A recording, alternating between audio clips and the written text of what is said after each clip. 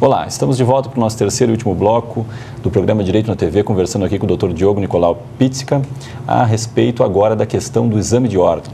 Professor, mudando um pouquinho do assunto, o rumo da nossa conversa, gostaria que o senhor explicasse o fato do que se trata o tão falado exame de ordem que os bacharéis de Direito são obrigados a fazerem para advogar. É certo, errado isso? Qual é a sua opinião, professor? Esse rumoroso exame de ordem. Olha, o meu desejo como professor, como cidadão, é que não tivesse exame de ordem. Esse é o meu desejo, um desejo social, um desejo que todos tivessem um autocontrole. Acho que é o maior caminho que a gente tem na sociedade. Mas até que fui vencido pelos números. Por que eu digo isso? Digo que por dados da Ordem Nacional, do Conselho Federal, foi visto que nós, se não tivéssemos exame de ordem, nós não seríamos o país que mais teriam advogados no mundo.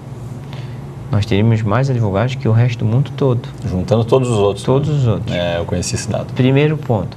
Segundo ponto, eu verifico que os países que não têm exame de ordem, Bolívia, Venezuela, Colômbia, os países que têm exame de ordem, Japão, Estados Unidos, Inglaterra, não França. Não precisa dizer mais nada, né, professor? Então nós temos umas situações que é natural. E eu fujo um pouco do exame de ordem, até porque o grande desafio de nós seres humanos é aquinhoar um outro colega, outro valor, ver o quanto ele é capaz ou incapaz, até porque o exame não prova nada, isso é uma constante, e também quem examinou o exame também não prova nada. O que eu queria dizer é que nós precisamos de ter exame também de proficiências na medicina, na odontologia, na contabilidade, em todos os setores. Professor, de um exame continuado, vamos dizer assim, o advogado faz o exame e ele não precisa depois submeter a uma atualização, quer dizer, fez uma vez o exame de ordem, também está livre disso? Será que também a gente não precisava pensar um pouco, refletir nisso? Talvez isso seja um caminho mais atualizado. Nós vivemos, um dia eu estava pesquisando na internet, e até por um colega que estava mostrando que, eu achei interessante o estudo, em que o cidadão, nós estamos cada vez mais, vejo que a gente está em 600 gerações da humanidade. A partir de 400 é que nós começamos a pensar o porquê das coisas, o iluminismo, o racionalismo. Nós estamos numa crescente. Então, tudo que puder trazer para a gente, que a gente tem um aprimoramento intelectual, não estou indo para a teoria de Darwin, não, mas a gente está aprimorando. Hoje os nossos acadêmicos são mais aprimorados do que no passado. Isso não é a gente ter um preconceito ou a gente se sentir mal que eles estão vindo mais preparados, até porque acho que o Barack Obama tinha uma parte muito bonita do discurso dele posse, que ele disse, os nossos meios podem ser diferentes, nossos instrumentos podem ser diferentes, mas nossos valores ainda são os mesmos, a ética, a moral, os bons costumes, a solidariedade. Então essa sociedade está vindo com mais... Então nada mais justo que a gente tenha até acompanhamentos, tantos outros sistemas. Amanhã entra em julgamento pelo ministro Marco Aurélio de Mello acerca da constitucionalidade, se é constitucional ou não. Aí isso me lembra hoje um livro que eu estava vendo hoje de manhã, que é um comparativo do Carl Schmitt com o Hans Kelsen. Carl Schmitt dizia o que é constitucionalidade e o Kelsen dizia quem é o defensor da Constituição. Então, o que é constitucional? Talvez o que é constitucional não é o que os constitucionalistas digam, não é o que o Lester diz, não é o que o Diogo pensa. É o que o Supremo Tribunal vai dizer amanhã.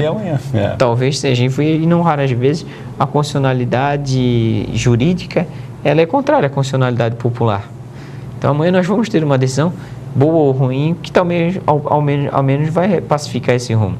Isso é um alento, não só para a advocacia, mas também para aqueles que são contra a constitucionalidade. Certo ou errado, nós vamos entrar numa teoria de Hans Kelsen, da pura do direito, que nós teremos um posicionamento do Supremo Tribunal que talvez possa ou não pacificar, pelo menos vai pacificar juridicamente, mas não socialmente. Não socialmente, verdade.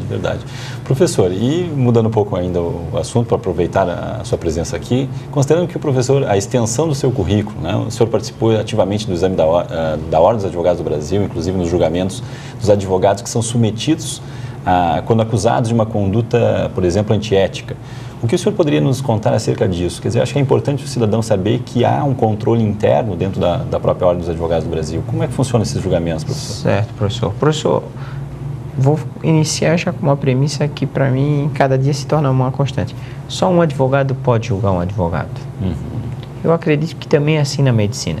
Só um médico pode julgar um outro médico.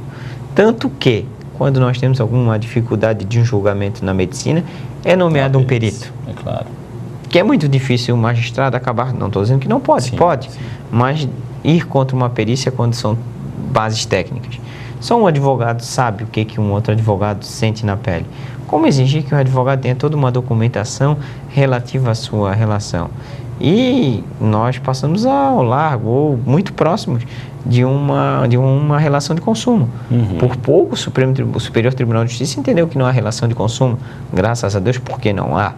Mas nós tivemos essas situações. Na ordem dos advogados, os outros conselhos deveriam seguir o que a ordem dos advogados faz. Um advogado, ele passa por um caminho exaustivo quando representado. Ele tem uma decisão, fui presidente da comissão de ética. Passa primeiro por uma decisão da comissão de ética para receber ou não a representação.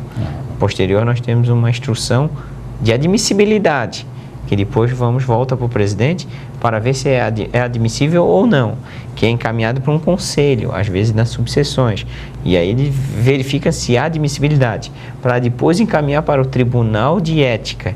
Depois do Tribunal de Ética ainda desafia com recurso ao Conselho Seccional, e do Conselho Seccional ainda desafia recurso ao Conselho Federal por uma das câmaras e depois para o Pleno. Então vejam, são 7 julgamentos monocráticos e colegiados. Exaustivamente, o advogado é analisado se a parte usar de todos os recursos ou se ele também usar dos recursos. É muito difícil a gente cometer injustiças e talvez a gente cometa, assim como o judiciário pode cometer. Sim. E ainda a decisão da ordem, de acordo com alguma ilegalidade, ainda desafia, porque nós não podemos restringir o caminho do judiciário, embora não seja bem o caso e não seria salutar para a classe.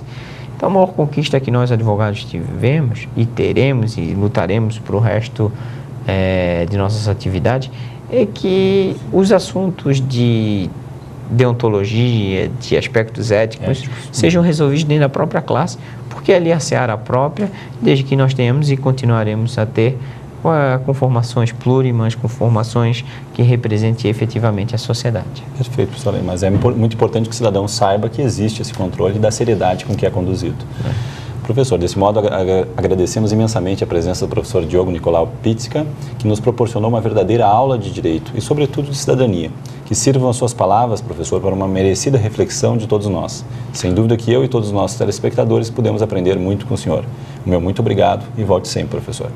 Terminamos aqui o nosso programa Direito na TV, mas na semana que vem, no mesmo horário, estaremos de volta com outros temas jurídicos de interesse de todos. O programa também é reprisado aos sábados, às 10 horas e aos domingos, às 14 horas. Mande as suas críticas e sugestões para o e-mail da produção. Um forte abraço, meu muito obrigado pela sua audiência e até logo.